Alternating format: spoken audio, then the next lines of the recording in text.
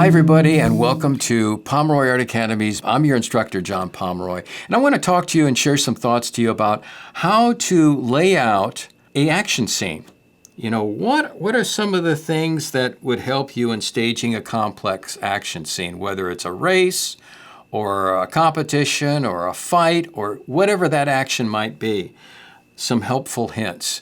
I have a kind of a diagram I worked out here. I was thinking of my character Tig as a little knight in armor fighting a little dragon character who's got a kind of a mace or a club with spikes on the end of it. And I figured out kind of a thumbnail idea of what I'd like to see, where the character, the dragon character maybe has Tig up against the rock and he kicks him and the other character goes back. And the character anticipates and takes a big swing that Tig leaps up in the air and the club misses his legs. Trying to figure out the basic beats of, you know, this little action scene. And one of the things I always tell my students is lay out a floor plan of where this is taking place. So I'm just thinking, I kind of map out, looking overhead,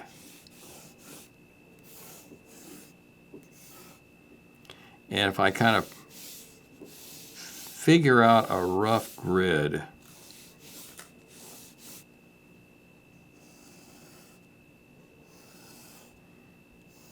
and I'm looking down, bird's eye view, and I'm thinking, okay, my dragon character will be here,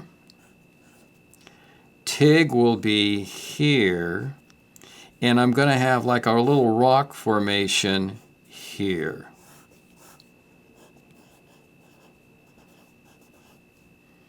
And the dragon character is going to advance on Tig and push him against the rock right about here.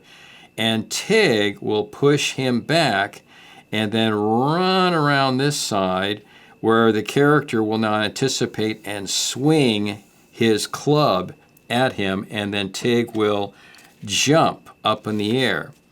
So it's simple enough. I've got kind of a little topographical map here. I mean, I can add all kinds of things. If they were like the inside of a cave, I could do a cave treatment. I'm trying to figure out all of this in advance. There's the rock. Maybe this is the opening to the cave right there. And the fight takes place right in this area. So I'll put my map to the side.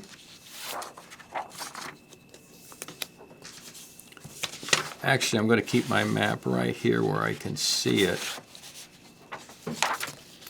And then start figuring out, I want to take the map idea and figure out a basic layout. So let's say I have a ground plane that's right about there. I'm going to keep a vanishing point right here. And then another vanishing point over here. So I've got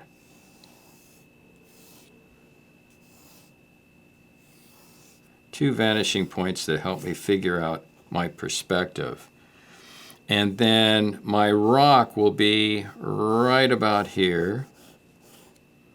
Just looking at my little diagrams here, because I thumbnails are really good to have. I mean, to help you figure out stuff in advance. There's my rock formation. There's some little rocks there. Maybe another little rock right here. And if this is the inside of a cave, I'll do kind of a dome structure. Just trying to get a handle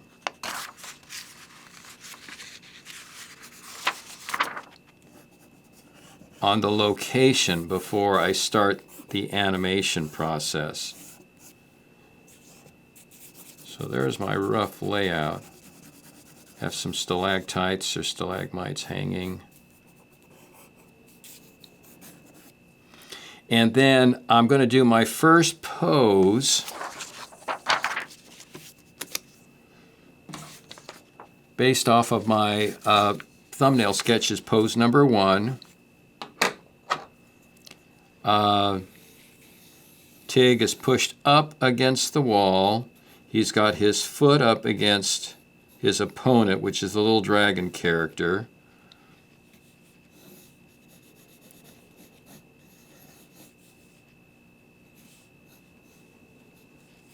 Little dragon character is right here. He's face to face. I'm just roughing something in. Tig has got his little sword that he's kind of blocking this guy's big club that's got the spikes in it.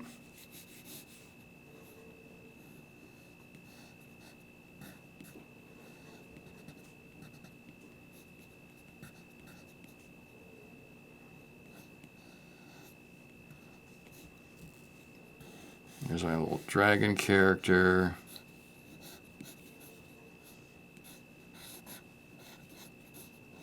Little tail. His feet. Just roughing something out real quick. I want to try to see part of Tig's face here. Is he fighting off this guy? His ear, there's his little helmet, skull cap, his little helmet.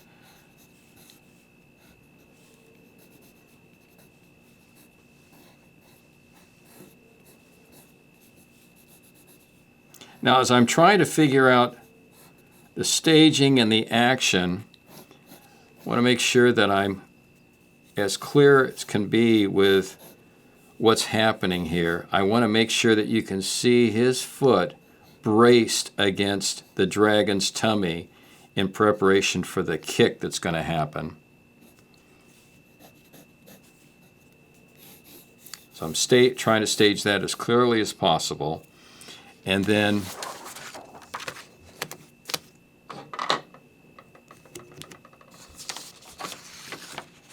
we'll see the kick.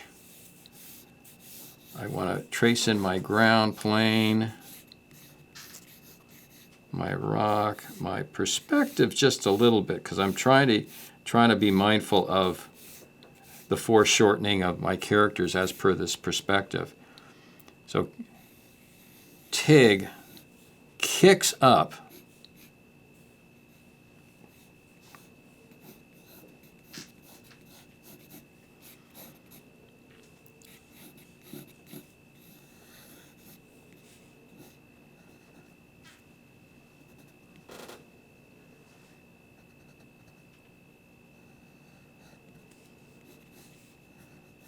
Snout, there's his arm going up, holding his sword.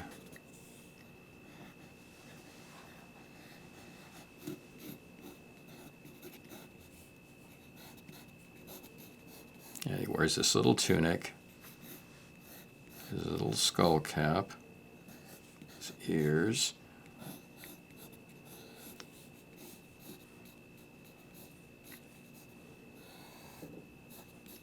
And he actually leaves the ground, the force of him kicking the dragon. There'll be a nice little reversal here of his body as he kicks this little dragon character who, as the kick happens, there's like everything goes flying. This character is almost airborne. There's his little club that he holds in his hand.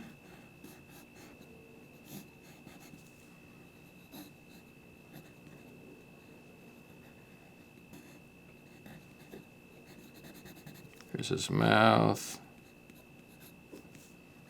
his horns. Here's his chest. Here's his feet and tail. I just kicked him off. That's drawing number 2.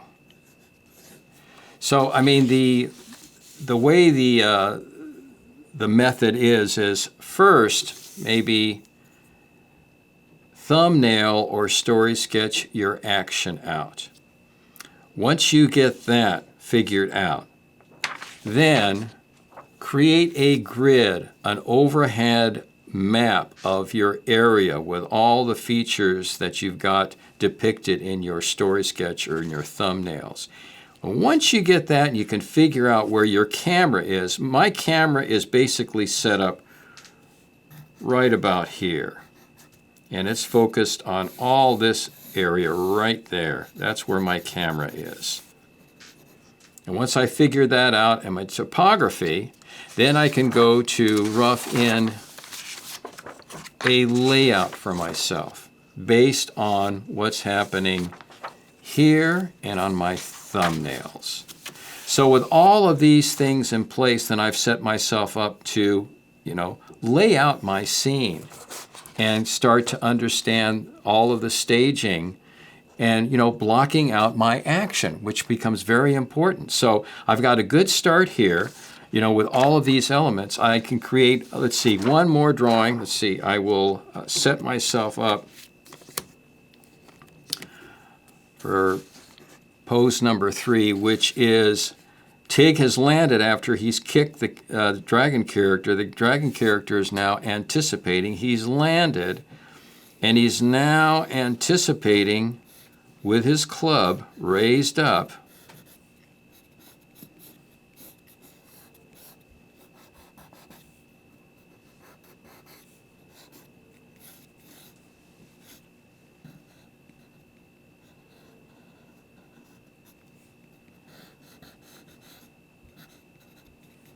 There's my little dragon character.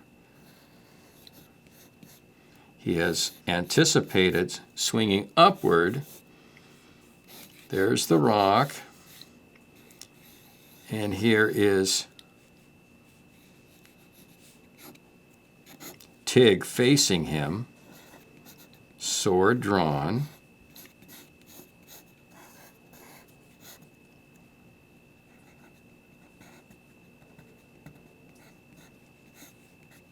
In fighting stance.